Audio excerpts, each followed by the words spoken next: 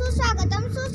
स्वराज्य हा माझा जन्मसिद्ध हक्क आहे असे छाती ठोकपणे ब्रिटिश सरकारला ठणकावून सांगणारे राष्ट्रभक्ती म्हणजे टिळक आणि टिळक म्हणजे राष्ट्रभक्ती असे समीकरण भारताच्या इतिहासात निर्माण करणारा थोर देशभक्त म्हणजे केशव बाळ गंगाधर टिळक म्हणजे लोकमान्य टिळक.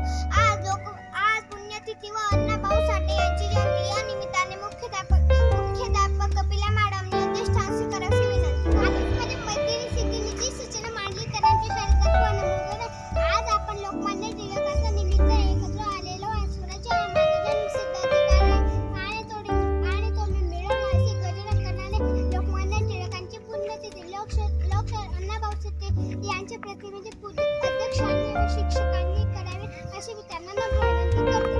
महाराष्ट्राची शान बहुजनांची साहित्याची मानवला भाऊ लेखनी आहे जगाची देखणी सन्माननीय व्यासपीठ वंदनीय वर्ग आणि माझे मित्र-मैत्रिणी सर्वांना माझा नमस्कार. सर्वप्रथम लोकशाहीर अण्णाभाऊ साठे यांच्या जयंतीच्या खूप खूप शुभेच्छा. अण्णाभाऊ साठे यांचा जन्म 1 ऑगस्ट 1920 रोजी सांगली जिल्ह्यातील वाटेगाव येथे झाला.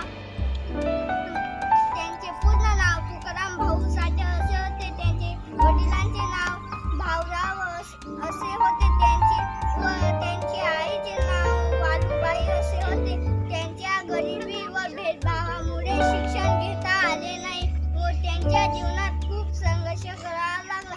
न शिकताही त्यांची साहित्यात प्रचंड कामगिरी केली. तसेच लोकशाहीत म्हणून नावकरी झाले. रशियात जाऊन छत्रपती शिवरायांच्या पोवाडा गाणारे पहिले भारतीय होते.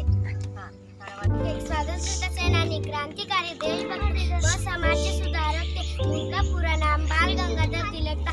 उनका जन्म 23 जून 1856 में रत्नागिरी के चिखली गांव में हुआ था. उनका पिता का नाम गंगाधर व माता का नाम पार्वतीबाई था. लोकमान्य तिलक जी ने पुणे के डेक्कन कॉलेज से मास्टर की डिग्री प्राप्त की. स्वराज्य मेरा जन्मसिद्ध हक है और मैं इसे लेकर रहूं, यह उनकी घोषणा लोकप्रिय थी. लोकमान्य तिलक स्वराज्य के समर्थक थे. उन्होंने हर भारतीय में देशभक्ति को जगाने के लिए केसरी व मराठा जैसे समाचार पत्रों को शुरू किया. उन्होंने लोगों को इकट्ठा करने के लिए गणेश उत्सव और शिव जयंती का त्योहार का आयोजन किया. उनके बहुत बार जेल भी जाना पड़ा. असे सच्चे देशभक्त का अगस्त 1920 में निधन होता है. धन्यवाद.